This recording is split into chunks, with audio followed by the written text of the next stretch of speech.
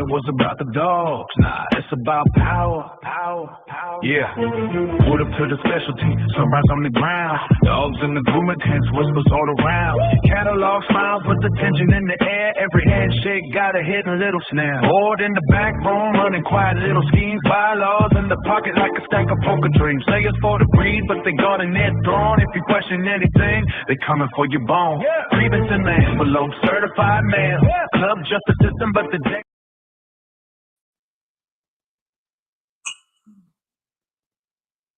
Okay, so today we're going to talk about the straw dog, the STRAW Cane Corso, because it seems like everybody wants to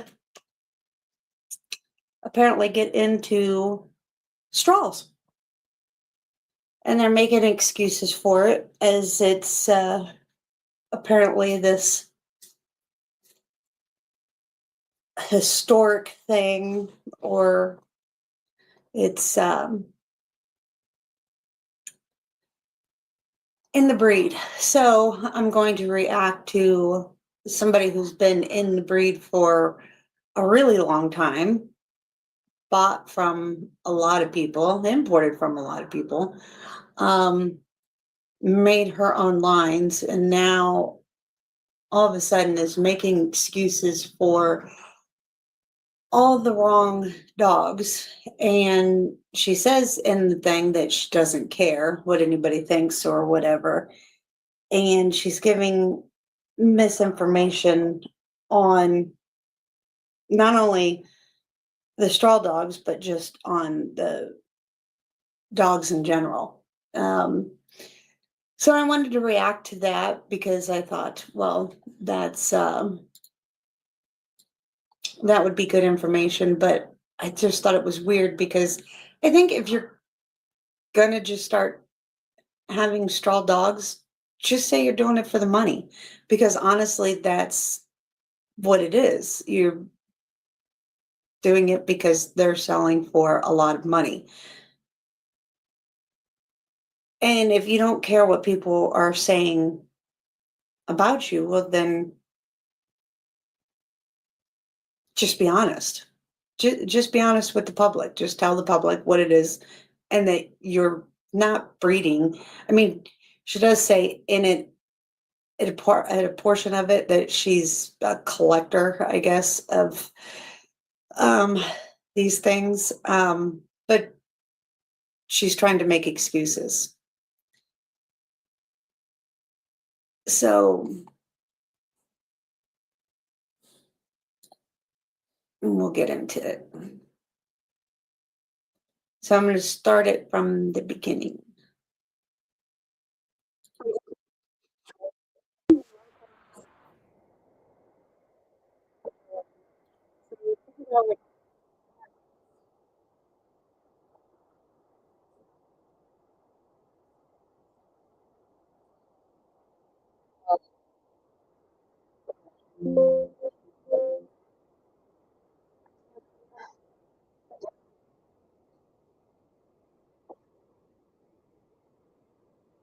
That's what I would.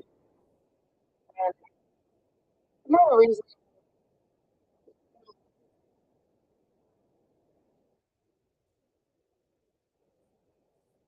Maybe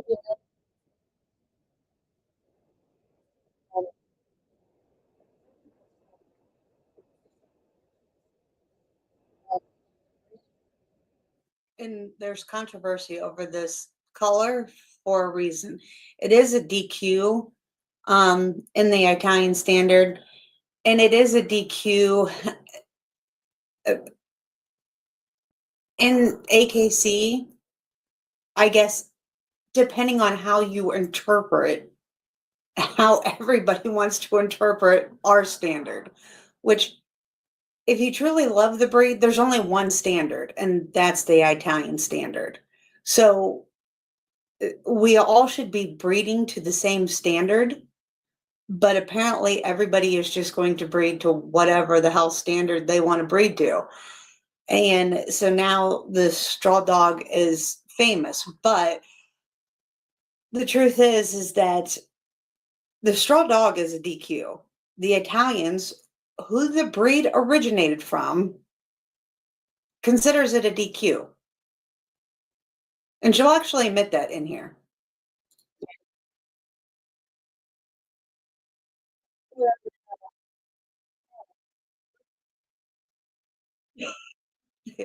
You don't have a straw dog.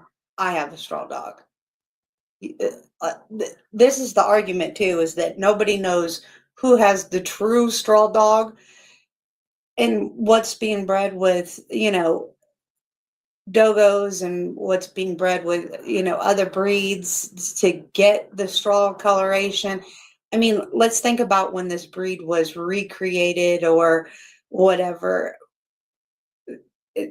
The straw wasn't used. So where's this recessive trait coming from? What lines? Who has the recessive trait?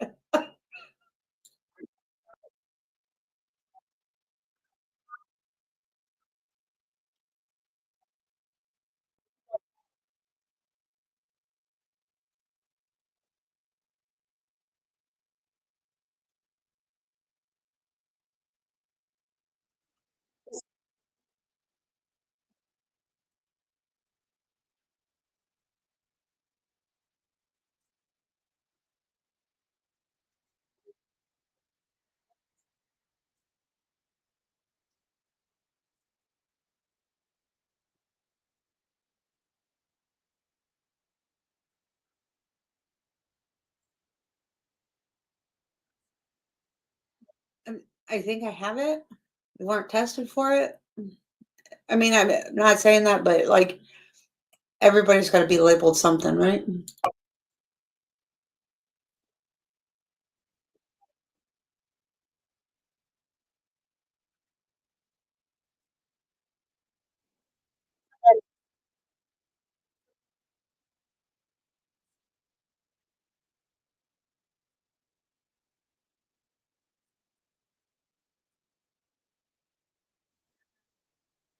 I am totally not sharing the screen, so nobody can see what the hell I'm showing. Okay, this really started out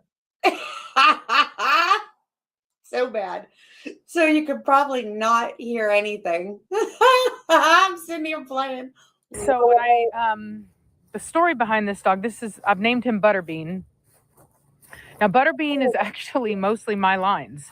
His father is Hefe, who you guys know that I produced, and I sold him to a breeder in North Carolina, and then which I still technically co-own him, and then I sold a daughter of my grand champion Nirvana, which is a sister to Kimchi, to that same breeder, and she bred that female to an import male that is like heavy.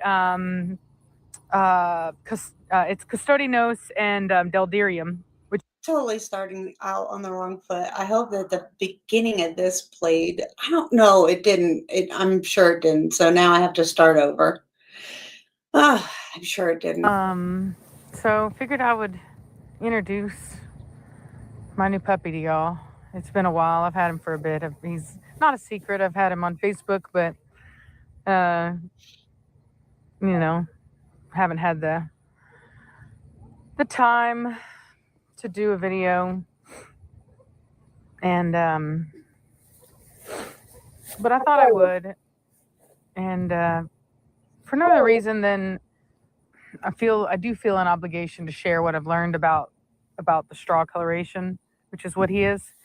As many of you know that have been watching for a while, I've talked about straw before. There was this whole controversy with another breeder that had a dog they were trying to say was straw that wasn't straw. And so this is the part where I was saying earlier, before I was not sharing the video because apparently I'm so stupid. But, I have a straw, you don't have a straw. Nobody knows who has the real straw. And this is where I was saying about, so whose genetics is whose and who's not breeding with a dogo and who's breeding the true Corso. And how far back do we go to say where the genetics are coming from? Because when the recreation happened, I mean, if we go back to 1988, this gene should have been bred out. Nobody was breeding straws then. So where did this all of a sudden, this recessive trait, all of a sudden just start popping up all of a sudden in, 2024, all of a sudden now, or, even if you say 2020, all of a sudden we just have a boom of straw dogs with genetics. Like how? Just, 20 years later, or, 30 years later, 40 years later. Anyway, this is a straw dog. And I had talked about, what it looked like. But I didn't know the genetics behind it. As you guys know, I've never been an expert on genetics, on color genetics. I've never tried to be. It wasn't really something that interests me a whole lot. In fact, it was kind of intimidating for me. I was like intimidated by the Punnett square, whatever it's called, the Punnett square. And math has like never been easy for me. I have my father was very dyslexic and couldn't read. And I think I have this thing, they call it like dyscalculia, I think it's called. But basically math is like very hard for me. And just the way that my brain works, it's just extremely hard. And for whatever reason, I associated genetics with math. There's something in it where my brain just wanted to do that. But as I've gotten older and my brain has matured, these concepts have gotten a little bit easier for me to understand. And so when the story behind this dog, I've named him Butterbean. Now, Butterbean is actually mostly my lines. So, and this is a breeder who's been breeding for a long time. She's bred with a lot of different kennels. She's imported a lot from overseas, all this stuff. This is the first time, and she didn't create this dog. Another kennel did, and she'll tell you this. Another kennel created this line with one of her dogs, which I question because she has a lot of litters, but she's never created a straw dog ever.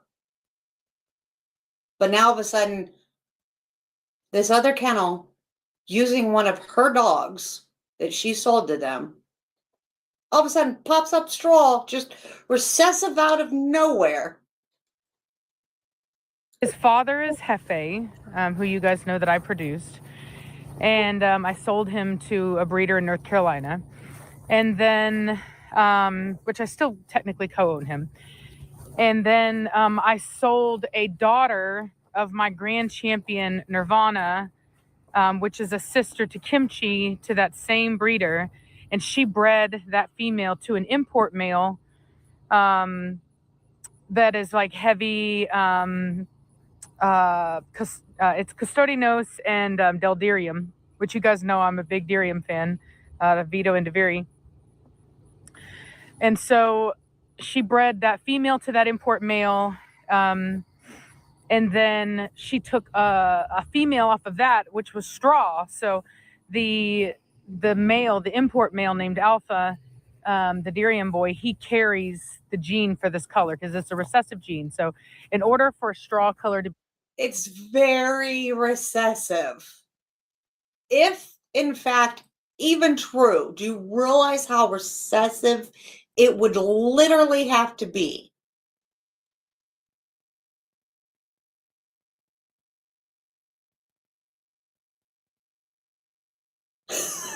I mean, in the recreation, no straw dogs were used. Be produced, or puppy to be produced, both parents need to carry the gene. So that import male carried it, as well as Kimchi's sister, and that produced a straw female that was then put to Hefe, which produced this puppy. So he's 3/4 my... And Hefe is not a straw. the dog that she sold to this other kennel is not a straw. This breeder has never produced a straw in her life. But taking this straw bitch, just how she laid this out, to a male that's a non-straw, now both have to carry the gene. She produced it all of a sudden, a whole litter. And the entire litter was straw. My lines. Pardon me. So I had let her know that if she had any straw dogs, that I wanted one. It was coming out of my lines anyway, and I was like, heck, like, I want one. Like, I don't care. And for me, it didn't matter. For me, it's more of like, in a way, when you do what I do, it's like these oddities, these rarities become like you become a collector. You know what I mean? You not like you have a ton of dogs. You become a collector because it's an oddity. Just, if you want to say you want to make money, just say you want to make money. I mean, let's be real. Because we all know how much these dogs are selling for. We've seen other kennels. It's the rare color, right? It's a rare straw dog. Dogs, what I mean is like when you have something unique like that, you want to hold on to it. And so for me, what are you chewing on? For me, it didn't matter whether or not I could breed him or not. I didn't care about that. Or if I could show him or like whatever. Like, I just wanted one. I didn't care what anybody thought about it. So then whenever I got him, just out of curiosity, I was like, all right, well, let me read the standard. So out of curiosity, let me read the standard. Now, this is a person who, like I said, has been breeding for a long time. She has put dogs in the show ring. She has an AKC champion.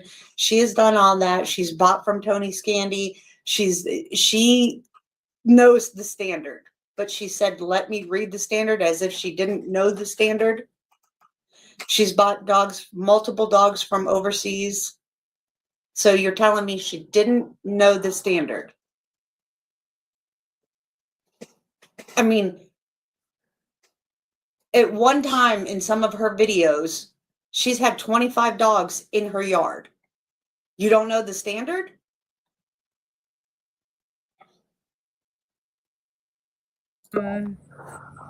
I'll tell you now, and then I'll pause this video or stop this video, insert the standard, and then you can read it for yourself. So the standard says that acceptable colors are fawn, both lighter and darker shades of fawn, and red, and lighter and darker shades of red. And it does separate those two. And it specifically states darker and lighter shades of both, of fawn. Does it say washed out? Does it say white? And red. Now, historically, because we knew that red was in our pedigree, and we knew that a mask was required, we thought that red was dark fawn. A mask is required. It is a fault if you don't have one. It is in our standard. It's not a DQ, but it is a fault. Or like a heavy carbonated fawn, and as you guys know, that's what I've always said. Well, it's not true. In our standard, it states lighter and darker shades of fawn, so it covers that, and that's not red. Red is very specific, and red is, I believe it's called, the gene is recessive red. I think it's e/e. And it is basically the inability to produce black pigment in the hairs. So, and yeah, it blocks the ileum. Sorry. It blocks the eumelium, only allowing the, oh my God, I'm going to screw these words up. Phenomelion, which allows for red-yellow pigmentation, which is only it's normally found in red and yellow coats, like cream, red, yellow coats. But this is where she's going to screw up, because you can have an EM/little e, and it will allow for a black mask. Because where she's going to say is reds can't produce black mask. Well, shit. What about boxers? What about Bullmastiffs? What about pugs? What about red Corsos? What about fawn Corsos? What about fawn Bullmastiffs, pugs, boxers, other breeds that literally produce black mask? I mean, Bullmastiffs are known for their black mask. And so she's going to screw up and say that Corsos can't produce, if they're these colors, can't produce a black mask. And that's not true. You're just not breeding for that genetic pigmentation, that genetic pigmentation, which is true. Now, these fawns are little e/little e, which doesn't allow for any pigmentation. I'm not going to claim to know a ton about the way that it works or the mechanism that it works, but I do know the genetic signature. I do know the mode of inheritance, which is recessive. So both parents need to have it, need to carry the gene to. Little e is a recessive. Is a recessive trait. And it requires 2 copies, is what she's saying. So yes, both parents have, for that puppy, both parents. But if it had an EM/little e, it would have a mask. So that's the problem, is people aren't breeding for the mask. Produce it. And I do know that it is responsible for the red coloration. It is what you know of as red. Okay, when you see a red dog, like for example, golden retrievers come in a cream color like him, and then they come in a very dark shade of red, and they can even be a more wheat color in the middle. But it's all the same gene. It's E/E. Come here. I believe it's E/E. I'm sitting here saying this stuff, but who knows? I should have. I do these things where I do these impulse videos, but I'm pretty sure. The thing is that little e/little e is passed on to all offsprings in that litter. The E is passed on to all offsprings in that litter, no matter what. So when you're looking at E/little e, meaning they lack the ability to produce EU melanin, even if they carry other pattern genes like the K, the A loci, the mask cannot be expressed. So he could carry it, he just can't express it. And that is the problem. But anyway, pardon me. I've been sick. So, so ultimately, when the muzzle will still remain light, even if the dog's ancestors had a mask. So even if this dog came out of 2 dogs with mask, if he has E/little e, he's not going to produce it himself. He's not going to show it phenotypically. you are referring to a red dog, that is the gene that you are referring to. So when our standard says red and lighter and darker shades of red, that's what they're referring to. There is no other red to refer to. And you do see it in our dogs, right? Like that's why this color exists. Now, what separates a dark red from a light red is known as an intensifier. It's the eye. And so like if you wanted to breed really dark red colored dogs, then you would want to focus on those because they have the same intensifier.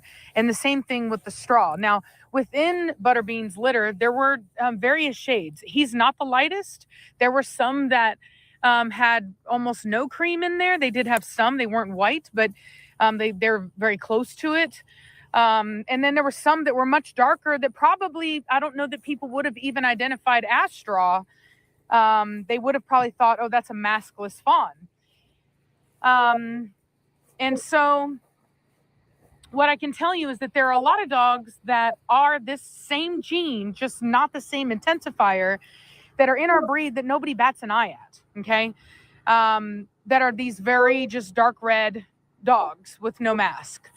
And it's very difficult to separate, or even it would be impossible to identify, other than these guys, the red dogs from these dark maskless, or just these dark reds. It's very hard to separate them visually from like genetically, like, you know, dark fawn dogs. Are you sure?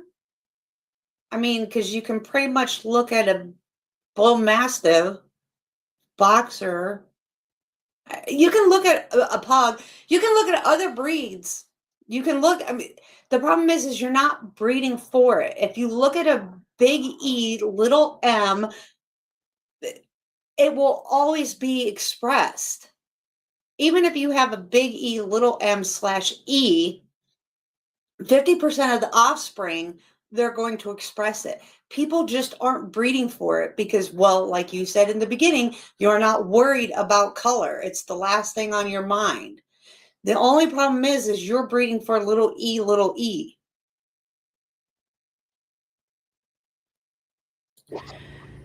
Without a mask. So what's interesting is that our standard does say that both fawn and red dogs have a mask, but it is They do. genetically impossible. It is not genetically impossible. Big E, little M / E, 50% of the offspring get it. Big E, little M / big E, little M, 100% of the offspring get it. The only way you do not get a mask is if you're breeding what you are breeding, which is little e. For a red dog to have a mask, because by definition they cannot produce black pigment in the hairs. That's only if you're breeding the recessive trait little e. So they can't produce a mask, which is why there's Wrong. always been these maskless red dogs that, you know, and I'll be honest with you, like, you do see a lot in American lines. Whenever I was doing my research, I find this so odd that she's even saying that, being that we have other breeds that are the same colors.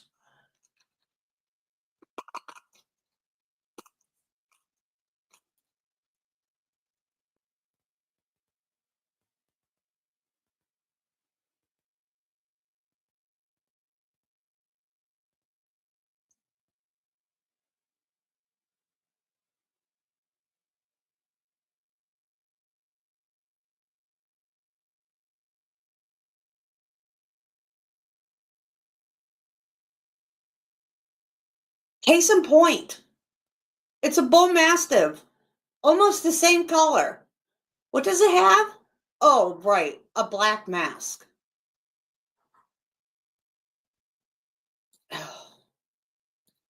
That's why people shouldn't talk unless they know what the hell they're talking about.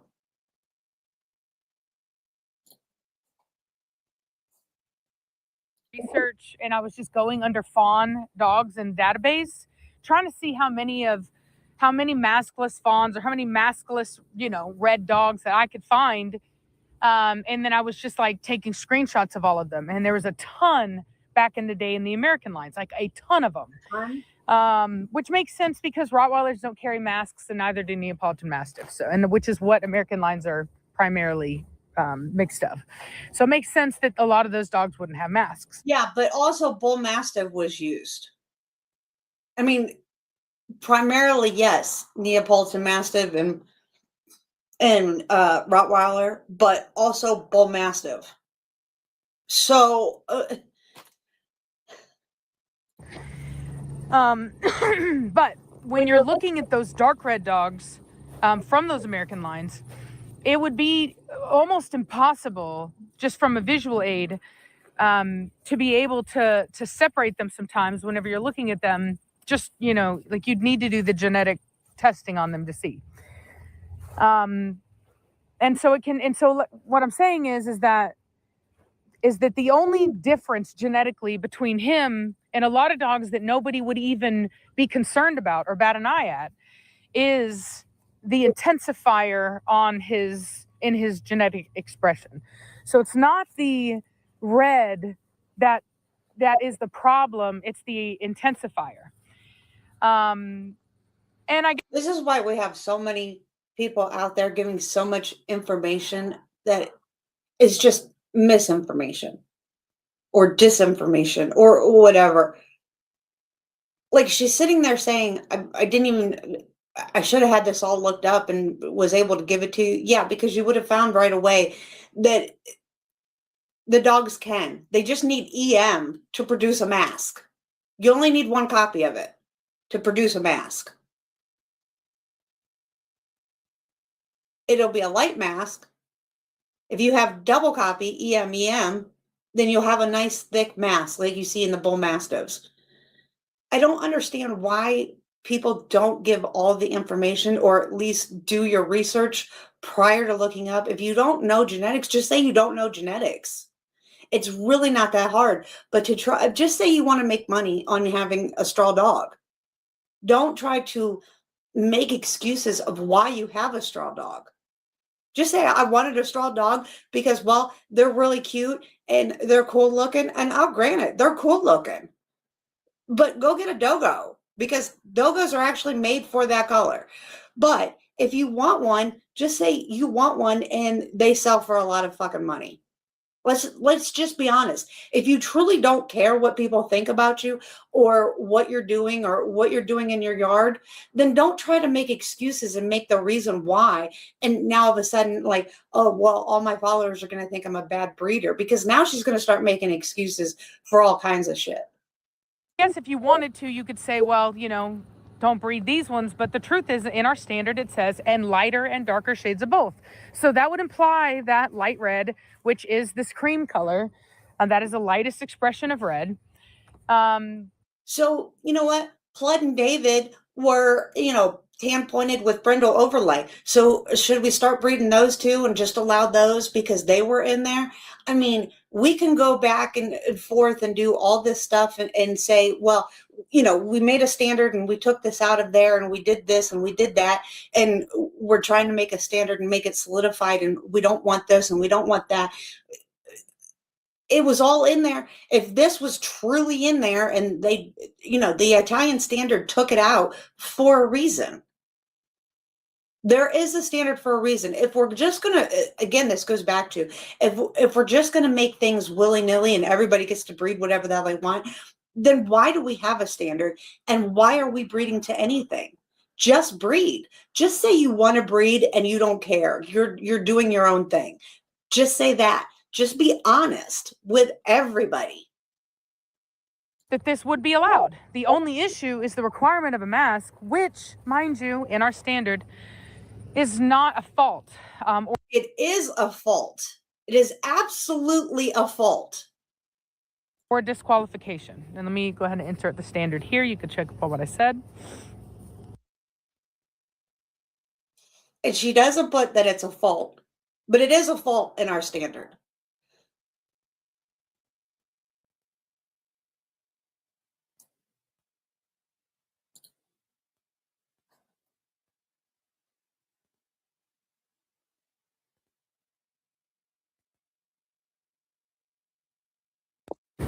So as you can see, it says solid fawn and red and lighter and darker shades of each. So it's separate, you know what I mean? It separates the fawn and the red. So that's why we do have a grand champion straw Corso. Yeah.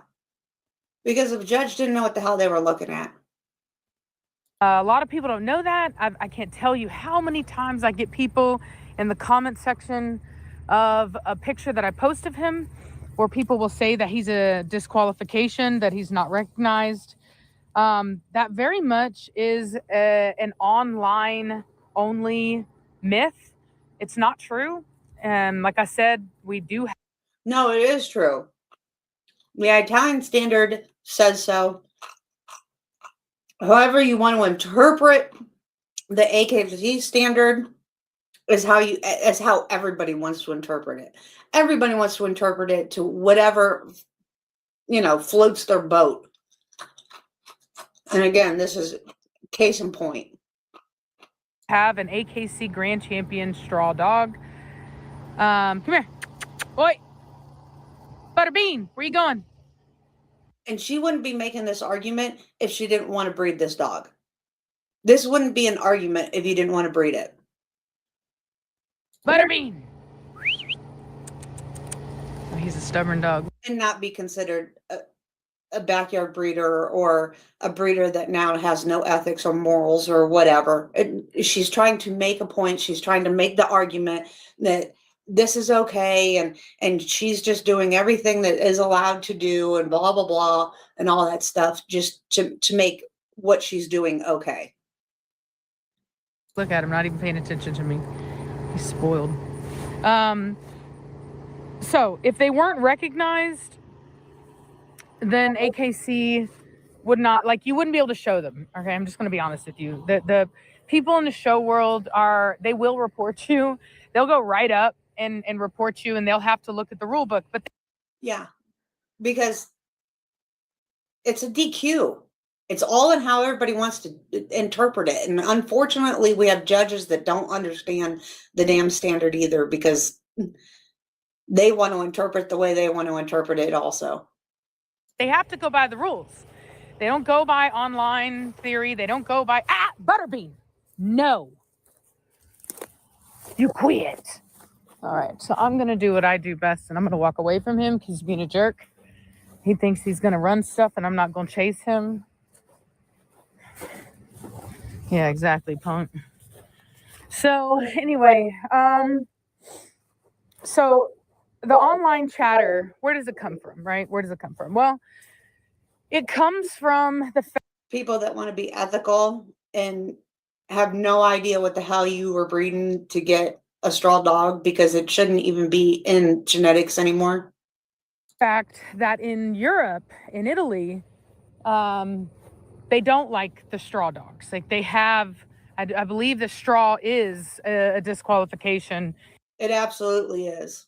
And why, who are we as Americans to, if the Italian breeders don't like it, the Italian people where the dog originated from doesn't want it in the standard, who are we to say, oh no, you don't know what the hell you're talking about with your own dog? In Europe. So there is that, but we don't go by the European standard. You know what I mean? No, we go by whatever makes us money, right? That's what we go by. And what I will say is that a lot of the people making hoopla, as far as I'm concerned, it's like, okay, if you have an issue with people breeding this color, then you seem to think that you have very strong ethics. Okay, well, and I really hope you have 0 American lines in your pedigrees. I really hope that if you did have American lines, that you've at least moved away from them and no longer use them, and have washed your pedigrees with European blood to clean it out, because God forbid, I mean, how are you going to have an opinion about a color that is known to exist in the breed and has historical relevance and is authentic to the breed, and yet you're breeding mixed breed dogs? I don't think you really have a leg to stand on. So, I'd advise you that if you have American lines, if you're working with American lines, that you pipe down a little bit, because you are not the one to be speaking to other people about the rights and wrongs of breeding Corso. Now, this is the way that I see it. It also says in our standard that the masks should not go beyond the eyes. So if his only flaw, since he's allowed to be red, because like I said, if he was a dark red color, nobody would be throwing a fit. Okay? Nobody would be throwing a fit about it. Plenty of dark red dogs without. Her argument about, well, you shouldn't have any American lines with all the black and tan and, brindled patterns and all this stuff. Well, they could make the same damn argument then. They could say, well, David and Blood all had that. That's, that's the old rustic look. That was allowed back in the day. All that stuff, it's in our genetics. It's recessive. I mean, again, everybody could just go back to, we could go clear back to, the beginning of time, where the dogs had flaming buckets of oil on their back. Where's his flaming buckets of oil? I mean, this is the point where it just gets so ridiculous that everybody says, well, you can't say this, you can't say that. This is all unethical. And it's ridiculous. Masks that have been shown are probably out there showing now. I mean, it exists. Even dogs, brindle dogs with no mask. Like, a lot of people don't know this, but Batista does not have a mask, and he is a brindle dog, but he does not have a mask. If people really... Good. So that means that you've been breeding dogs that are faulted from the beginning. That's all that means to me. So you knew the dog didn't have a mask. The dog's required to have a mask. It's a fault if the dog doesn't have a mask, yet you were still breeding it. So you've always been breeding this way. So just admit that. If you went through and noticed just how many dogs don't actually have a mask, you'd be pretty surprised. But blue dogs don't have a mask. Just because somebody's doing it doesn't mean that everybody should do it. We should be breeding for better, not breeding for, crap. Just because, well, it doesn't have a mask and everybody else is doing it, so why shouldn't I? That's the whole mentality of this breed is, well, they're doing it and they're getting away with it, so why can't I? Mask, you know what I mean? But not that you can see, obviously. But my point being that, it's a... Yeah, well, black dogs don't have a mask either, if you want to say that.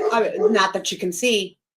I mean, Maze and Sasha don't have a mask because they're black, if you really want to say that. It's a color, right? To me, color is a minor fault. I'll give you another example, like brindle pointing, okay? Somebody sent me a European champion recently that has brindle pointing. And over here in America, you can breed dogs that have brindle pointing. Yeah, over here in America. So this is the thing, right? So she keeps saying over here in America. Here in America, we don't follow that standard. Here in America. Right. Well, here in America, our dogs, like, what are we doing? Does that mean that we're not breeding correctly here in America then? I mean, it doesn't really sound like you're making a good point for, people in America breeding or breeders in America. And basically what that is it's the same genetics that make Rottweilers have their tan points, but the tan pointing is covered with brindle. And because, oh, look at him, structure. See, and that's what I'm saying. He's a really good looking dog in general, having nothing to do with the color. But anyway, He wants to breed him. But anyway, the brindle covers the tan points, and therefore you get this brindle pointed dog. And because Corso do carry a mask, more often than not, you don't get a lot of it in the face, not so much in the cheeks. Like, it's not as prevalent on a Corso. It can often be, the markings can be somewhat disguised, but you will still see it in the feet of the dog. And genetically, that is no different than tan pointing, except for the fact that it just has brindle covering it. But if you are working with brindle pointing, you can just as easily be producing tan pointing. So if you have a problem with the pointing gene, if you don't want to produce tan points, then you shouldn't be working with the brindle pointing either. I mean, me personally, I don't see, to me, it just seems weird. And in reality, it creates this byproducts, right? These tan pointed byproduct dogs that ultimately are a disqualification. Why doesn't she look it up? I mean, why doesn't she understand what it is? It's KBR or KY that gives you your brindling.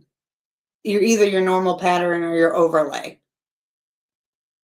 And then your tan points are AY, AT.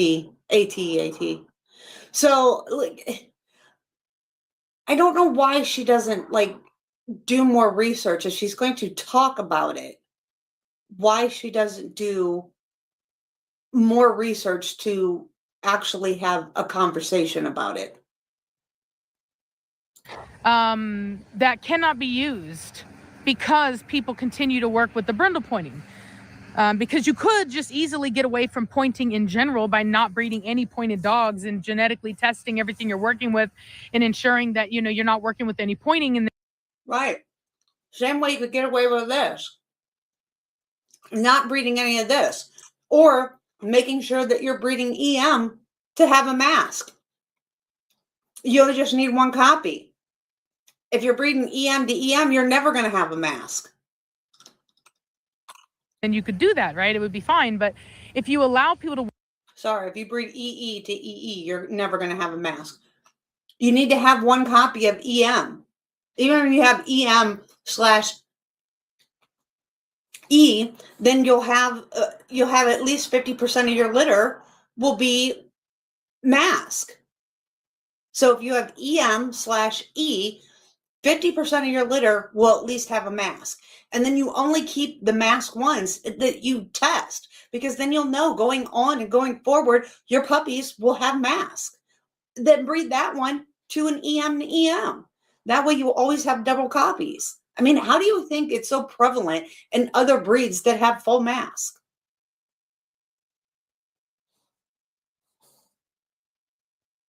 work with brindle points, then you're still going to have pointing. It's just you're not removing that. So it's kind of a weird thing to me. It's one of these things that for me just doesn't. It's really not that weird. It's very easy.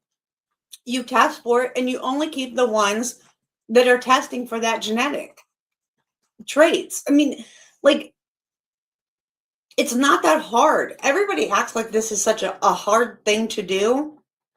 And it's something you can do right along with your health testing. Doesn't make sense. So I don't know if when our standard was made, if we knew about the genetics behind red, and if they knew that red dogs genetically could not produce. I don't know why you're tripling down on this. This is not true. This is not factual.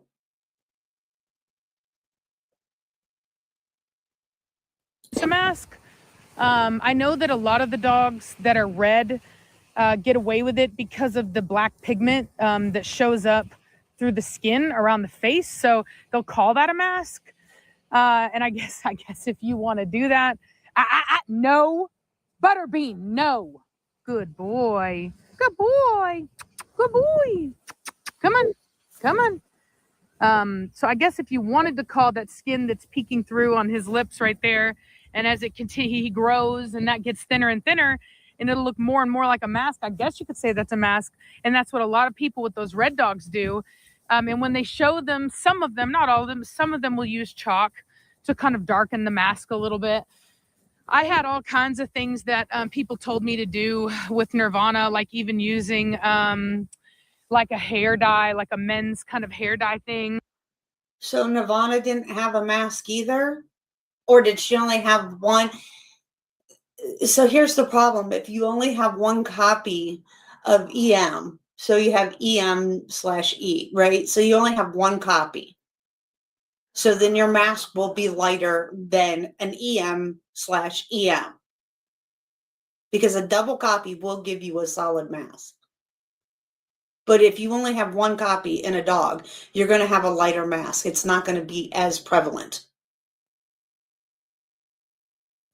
So if you're always breeding, single mask, single copy mask, or no mask, and only your pigment of your skin, yeah.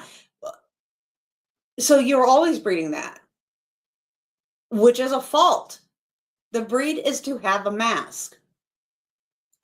That's not as like saturating or whatever. But anyway, just tricks that people do just to deepen the mask or whatever, make the dog look better. But anyway, to me, it's all a bunch of bananas, for lack. This is the thing that she doesn't understand. in this, right where I paused it, see how his skin pigmentation around his hair follicles and stuff like that on the front of his nose. EM can be passed from a masked parent to a straw dog. And that's what people don't understand. So if she tested him, he could be an EM/E if both parents weren't EE, because EE will 0% of the offspring will produce can pass a mask. But the way that he's shading around him, like he's got a 5 o'clock shadow, I would wager to say as he grows up, he's going to darken in a little bit. And he's probably got EM/E, which is going to give him a faint mask, which is going to be lacking in mask. That's what we call it in this breed, is lacking in mask. But if she would test him and then breed him, not that I think anybody should ever breed, but this is the problem that most people don't understand, is you can actually get a straw with a mask. The fact that she says that reds, fawns, yellows, whatever can't have mask is so delusional. Of a term that I'd rather use. I think it's nonsense. I don't care how anyone feels about it. I've been doing this long enough that I've stopped really caring what everybody thinks. The only people I care about are like my best friend Reese, who's also a breeder of Corso, used to be my mentor, but he's no longer with us. And he was actually starting to work with the straw dogs too. He didn't care either. He got to this point where he just didn't care either. And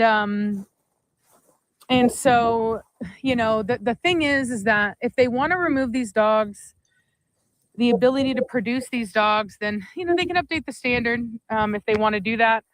But, you know, like I said, I mean, I think it should be based in science, not just on a dislike for this particular color, because this particular color is not.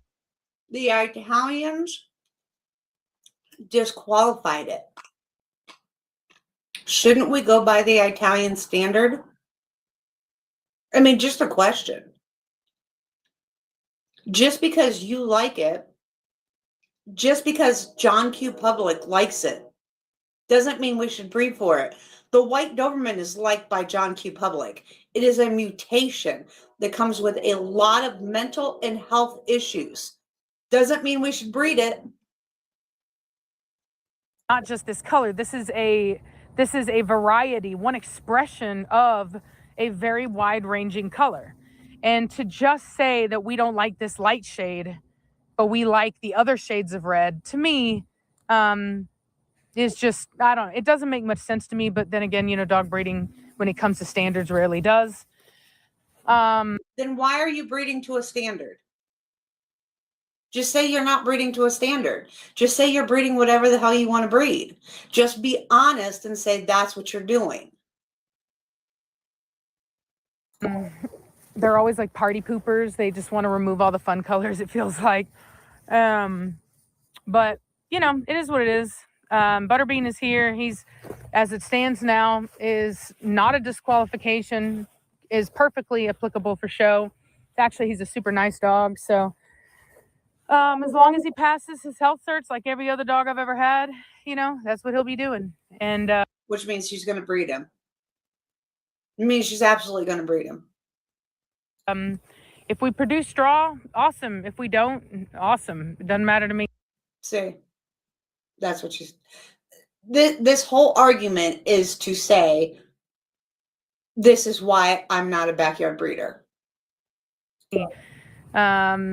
You know, I haven't color tested all of my dogs to see if they carry it or not. It wasn't the thing for me. I just wanted a straw dog for myself. I knew that my lions were producing it, and I was like, you know what I mean? Like, why do they get to have all the fun? You know what I'm saying? Like, if this is what my why do they get to have all the fun, or why do they get to make all the money? Because we know these dogs can go for $10,000-$12,000 a puppy. Stuff is producing, I want something off of it. I mean, this dog goes back to my foundation stuff on both sides of his pedigree. So He's line bred, and not too heavily, even though it kind of feels like that. I thought so at first, but when I actually looked at his pedigree, it's not that bad. Nowhere near like a lot of the stuff that you see, and it's just not that bad, particularly because all of the dogs that went into him were outcrosses. So there wasn't a lot of line breeding to begin with. But needless to say, I think he's very indicative of my stuff. He looks like Hefe, Nirvana, you know, he looks like all that stuff. He's got a lot of bone. He's a big dog. He's got a lot of substance. He does this face thing that my stuff does out of that. They do this kind of like a grimace in a way, like a smile where they show their teeth. What you doing? I can't. I'll try to get him to do it, but I can get Kimchi to do it, and Smurf can do it on cue.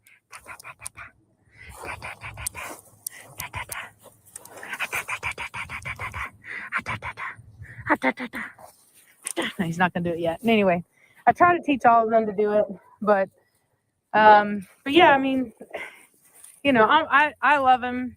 I feel very fortunate to have him. I mean, I'm glad she loves him, and I hope that everything turns out well for her. Like, I just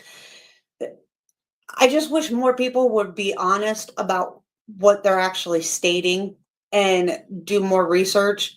And who knows what this actually would bring. His tail looks like it's black right here on the end. But there's a reason the Italians didn't want it in the standard. They DQ'd it for a reason. What that reason is, I don't know. I'm sure it wasn't, well, we just don't like the white ones.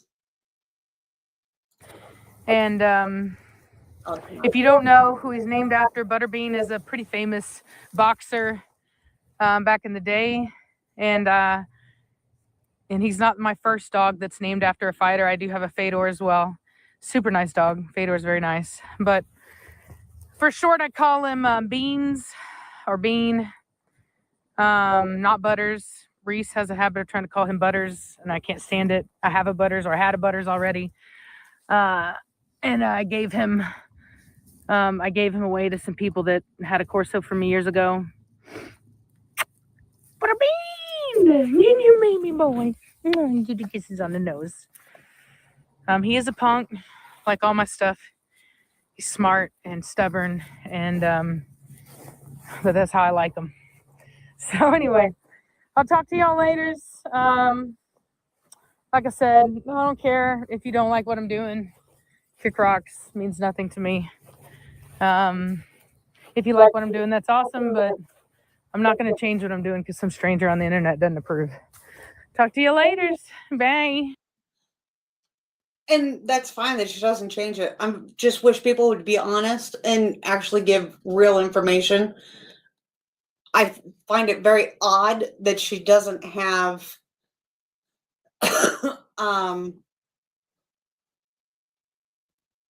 any other straw dogs in any of her breedings over the years. In several years of breeding with several litters.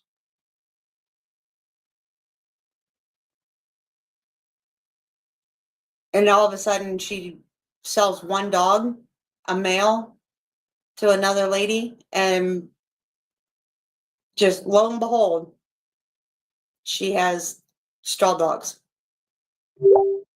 Find that very odd. So anyway, I thought I would give some information today. So I hope you enjoyed that.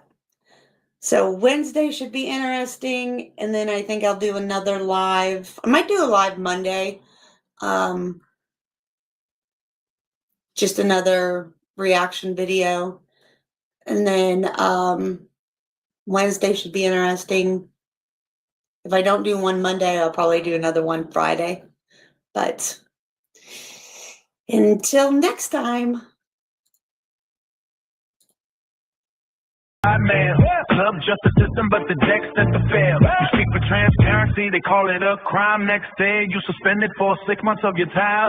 Pedigree, politics, trophies on the wall. Vanity awards while the ethics take a fall. They say it's for the free, but we know what it is. Power in the club, how silence interferes. Pedigree, politics, ribbons and lies. Smiles at the banquet, but the truth in disguise. You can muzzle the voice, but the truth don't quit. Dog show, kingdom built on counterfeit grit.